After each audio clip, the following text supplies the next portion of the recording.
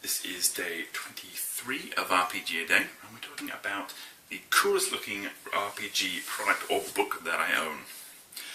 Once again, I apologize for the quality of the recording. I only have my phone camera to use, and since the selfie camera is very finicky about low light, all I've got is the back camera, and I have no idea if I'm taking pictures of my face or my armpit.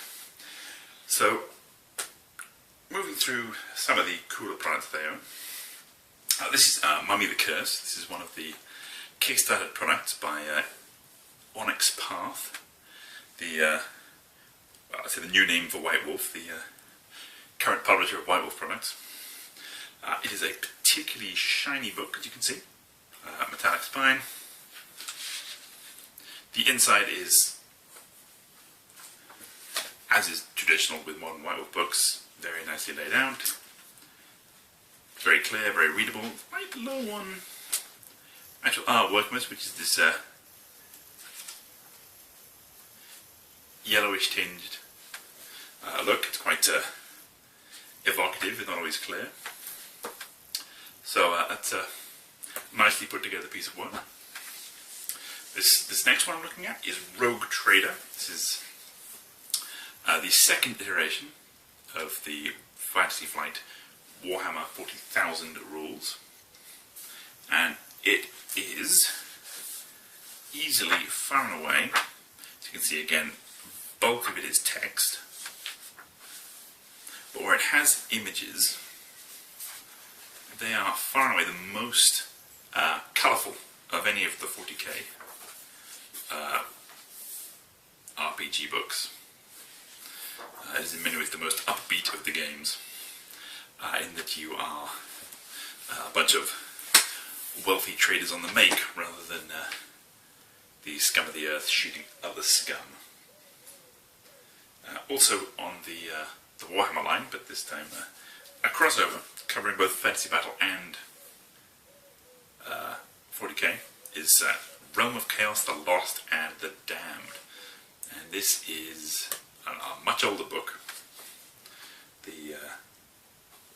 The layout is nowhere near as clean, but the artwork for this one, particularly the gruesome stuff for the Followers of Nurgle, is really quite spectacular. There you guys.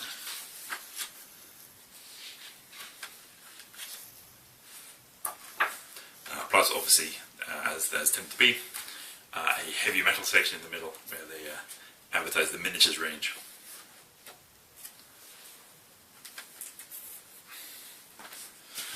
A couple of non-RPG books that are also, however, good potential source material.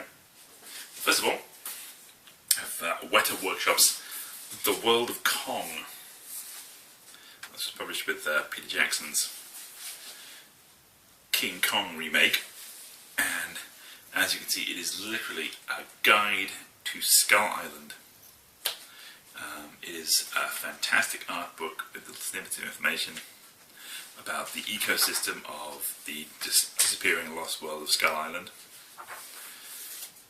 I absolutely adore this book. The same qualities of overthought, overindulgence that make the film not the masterpiece it could have been, with a little more restraint, work in the book's favour. And I would absolutely love to set a game here one day. More generic, I used to have a book called The Secrets of Art and Nature, or The Secrets of Art and Science, depending on whether you looked at the cover or the inside jacket.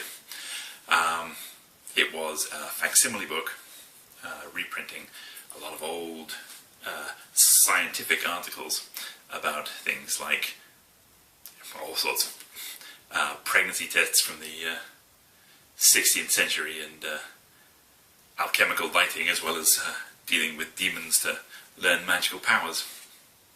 I've still got it around somewhere, but I couldn't find it, so instead I'm showing you this, which is a medieval miscellany, which is much the same. It is a series of original source manuscripts with illustrations. It is not in facsimile form. Obviously, this is a modern typeset, which makes it much clearer and more readable, and yet at the same time, a little bit less cool. It is, however, still very, very beautiful. I've also got a book of alchemical images, which is also very beautiful, but in and of itself, just a little bit random, but contains a lot of material that could conceivably be used to good effect.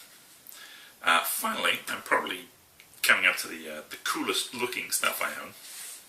So first of all, this is the Buffy the Vampire Slayer role-playing games, Slayer's Handbook, a limited edition, which I got at the price of the unlimited edition because it didn't have the unlimited in. It's quite nice. It's blue sort of faux leather cover with the Slayer in red lettering. It's not great. Obviously, the inside is very much the standard for the game system, very clearly laid out. Lots of photographs, lots of shots from the series. The next book is also from Buffy the Vampire Slayer. It's probably the coolest one. And you know, inside it is basically very much of a muchness. Here we go. Clear, neat text, little blocks for each of the demons. Photographs mostly instead of artwork. This is the Monster's Handbook, and or rather, it's called Monster Smackdown, and it's got points originally for being called Monster Smackdown. But also, the limited edition copy which I got, as you can see, is simply a black leatherette volume with evil in red letters on the cover.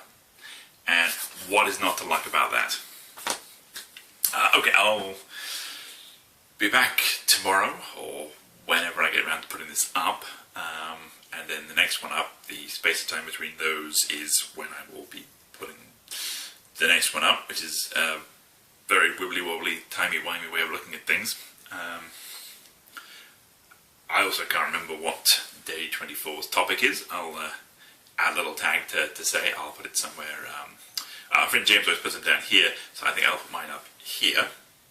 And that will tell you what's going to be coming tomorrow. In the meantime, have a look at the rest of the blog. Out of my mind .wordpress. I'll put it here. And that'll tell you where to go. And also the hashtag #RPGAday for more on cool role-playing books. Okay, I will see you next time.